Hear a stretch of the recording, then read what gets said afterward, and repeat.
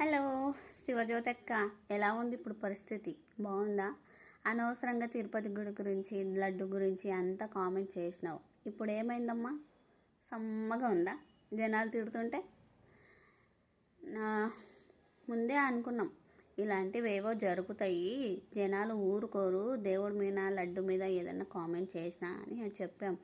అయినా తోపు అయిపోయిందా? అసలు ఏం జరిగిందంటే ఆ లడ్డు మీద కామెంట్ చేసినందుకు ఆమెను అసలు తిరుపతి గుడికే అలో చేయరంట. ఆమె జీవితాంతం బతికినన్ని దినాలు ఆ గుడికి వెళ్ళడానికి అవకాశం లేదు. ఆమె ఆధార్ కార్డు కూడా బ్లాక్ చేశారంట. తెలుసా అండి? చిన్న విషయం కాదు కదా, ఇది చాలా పెద్ద విషయం. పైగా దేవుడి ముందే అట్లాంటి మాట మాట్లాడితే ఎవరికొకరికి గాలి ఉంటుంది, కంపల్సరీ చేసింటారు అది. కాబట్టి మాట్లాడే ముందు మనం నోరు అదుపులో పెట్టుకొని మాట్లాడుకోవాలి. ఎప్పుడే కానీ ఎంత ఎదిగినా కానీ మన తల కిందికే ఉండాలి అని ఎందుకంటారు జనాలు?